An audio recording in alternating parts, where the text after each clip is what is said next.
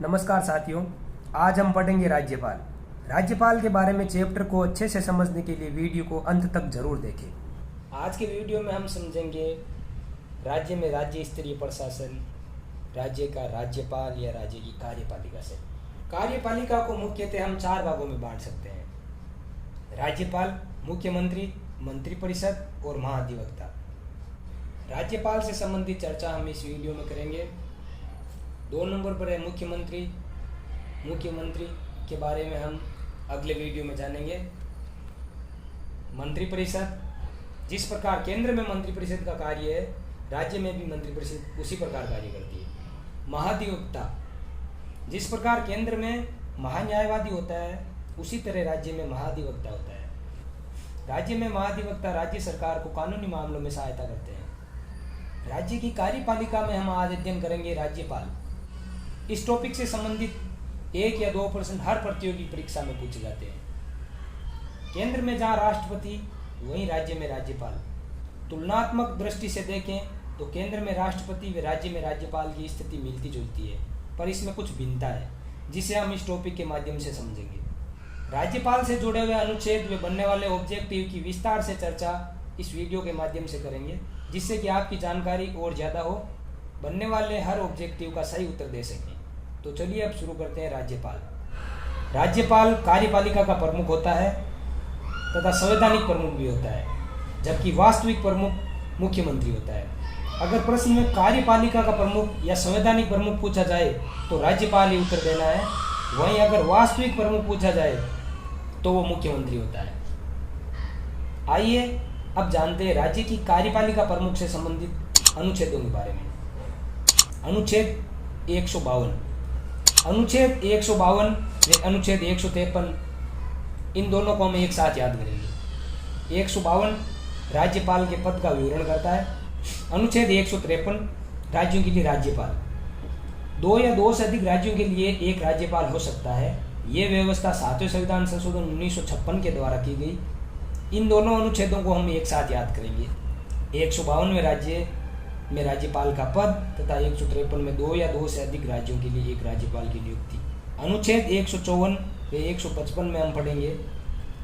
अनुच्छेद 154 राज्यपाल की शक्तियाँ और 155 में राज्यपाल की नियुक्ति।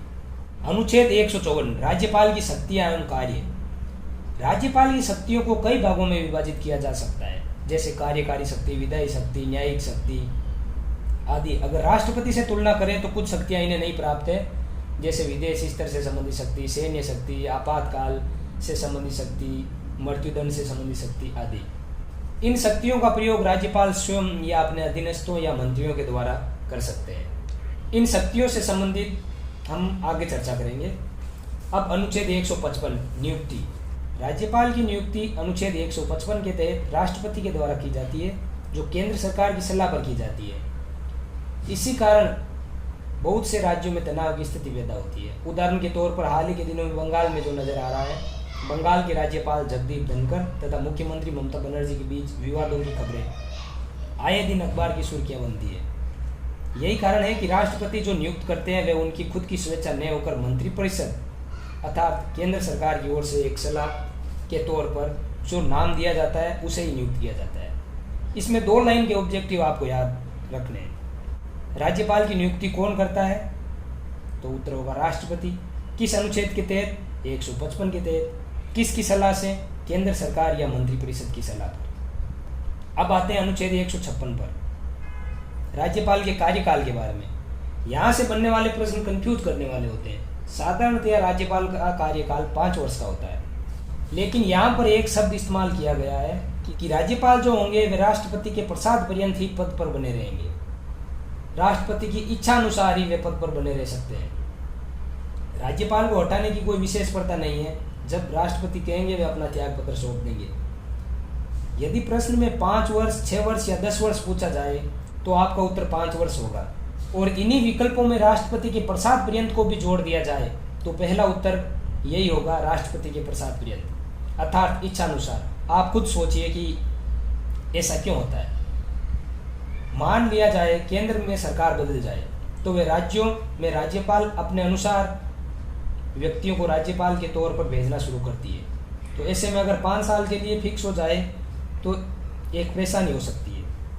यहाँ आप समझ गए होंगे कि राज्यपाल का कार्यकाल साधारणतया 5 वर्ष की बात की गई है, लेकिन राष्ट्रपति के प्रसाद पर्यंत ही वह पद पर बने रह सकते हैं।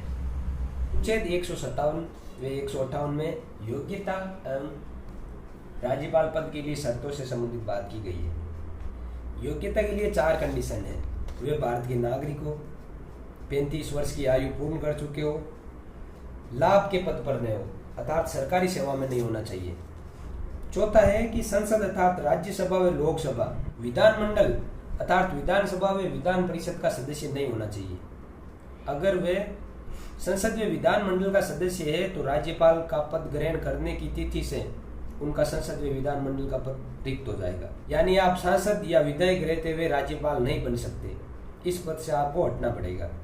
ये 4 योग्यताएं आपको दिखाई देती है कि वह भारत का नागरिक हो, 35 वर्ष की आयु पूर्ण कर चुका हो तथा अनुच्छेद 158 में शर्तें है राज्यपाल संसद अथवा किसी विधानमंडल के किसी सदन का सदस्य नहीं हो सकता और राज्यपाल कोई अन्य लाभ के पद पर नहीं होगा।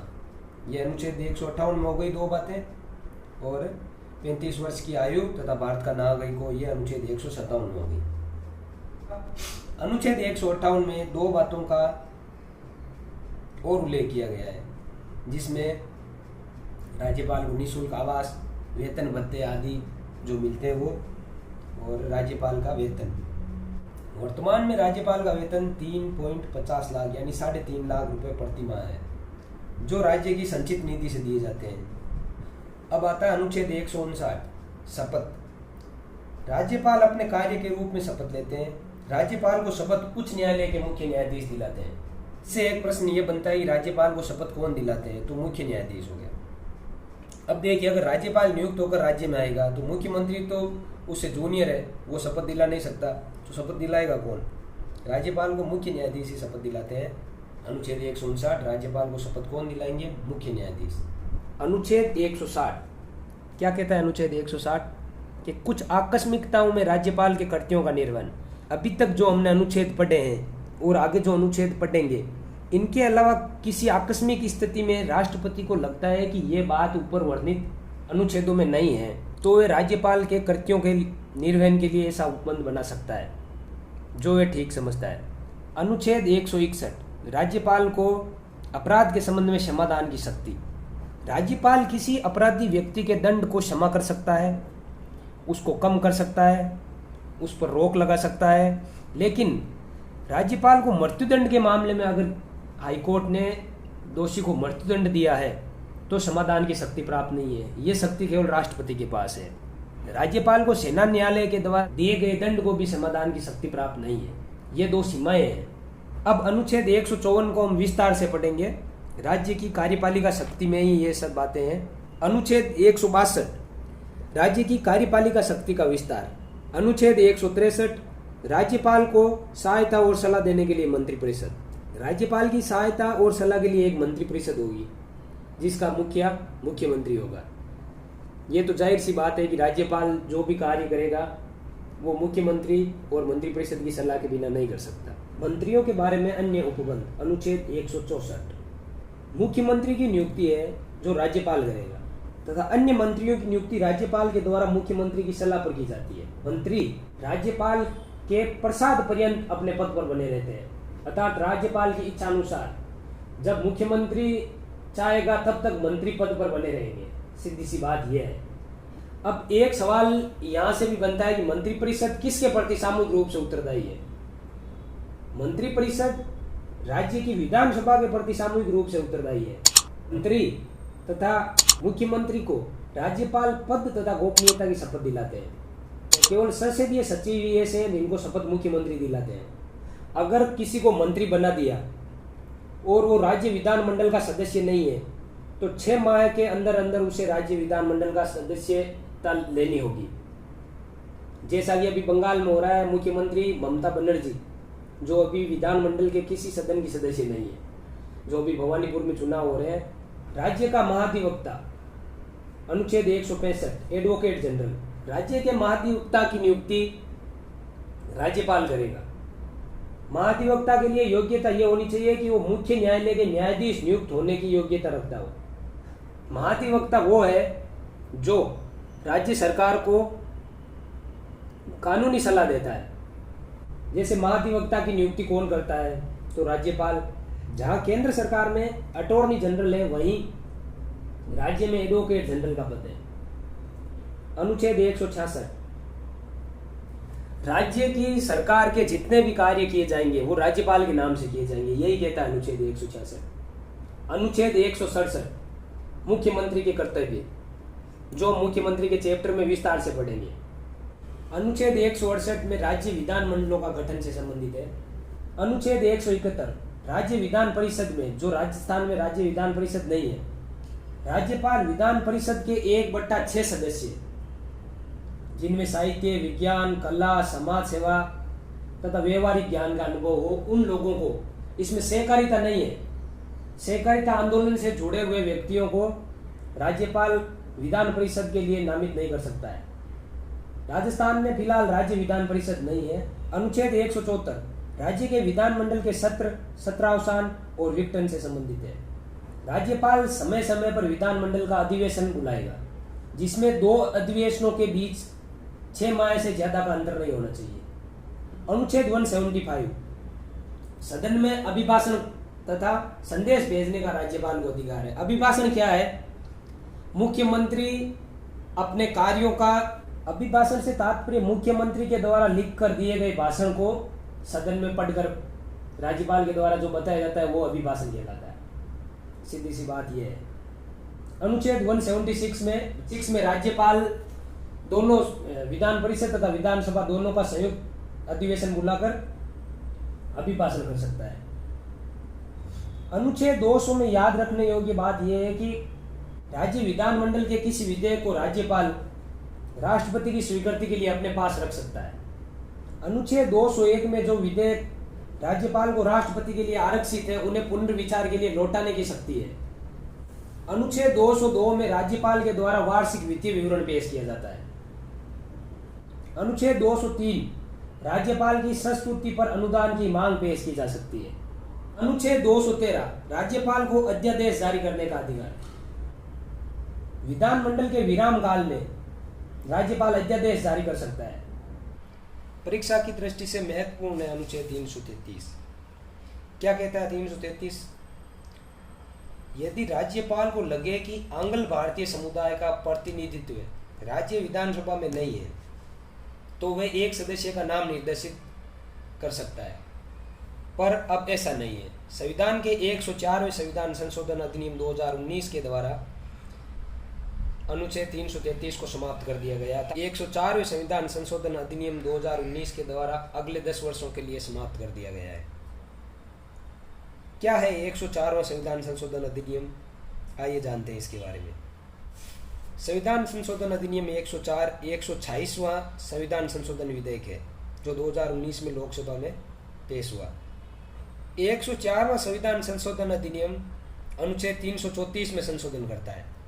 अनुच्छेद 330, 331, 332 और 333, ये 4 अनुच्छेद ऐसे हैं जो अनुसूचित जाति जनजाति व एंग्लो इंडियन को लोकसभा व राज्य विधानसभा में आरक्षण का प्रावधान करते हैं। अनुच्छेद 334 के अनुसार मूल संविधान में यह आरक्षण की अवधि मात्र 10 वर्ष की रखी गई थी, यानी 10 वर्ष के पश्चात यह आरक्षण समाप्त हो जाएगा, किंतु राजनीतिक उद्देश्यों से यह आरक्षण की समयावधि बढ़ाई गई। हम सब जानते हैं हमारे देश में आरक्षण एक राजनीतिक मुद्दा है। स्वाभाविक सी बात है, बिना सोचे समझे आंखें मूंद कर प्रति 10 वर्ष के बाद इस आरक्षण को बढ़ाया जाता है। हर 10 वर्ष के बाद एक संविधान संशोधन बिल पास होता है तथा अगले 10 वर्षों के लिए अनुच्छेद 334 की समयावधि को बढ़ा दिया जाता है।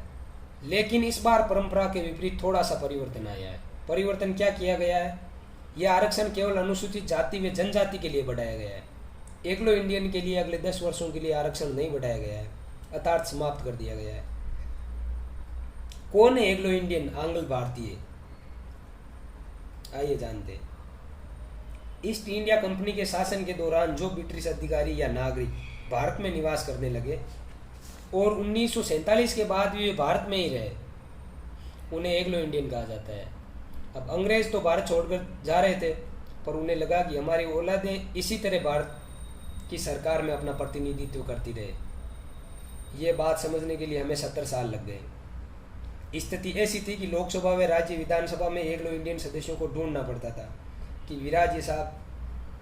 पर अब संविधान के 104वें संशोधन के बाद ये प्रथा अगले 10 वर्षों के लिए समाप्त कर दी गई है। अब राज्यपाल आंग्ल भारतीय समुदाय से एक सदस्य का नामांकन करने के लिए बाध्य नहीं है। वर्तमान में कलराज मिश्र राज्य के 21वें राज्यपाल हैं। उम्मीद करता हूँ आपको वीडियो में दी गई संपूर्ण जानकारी अच्छी लगी, तो वीडियो को लाइक करें व चैनल को सब्सक्राइब कर बेल आइकन पर प्रेस करें। धन्यवाद।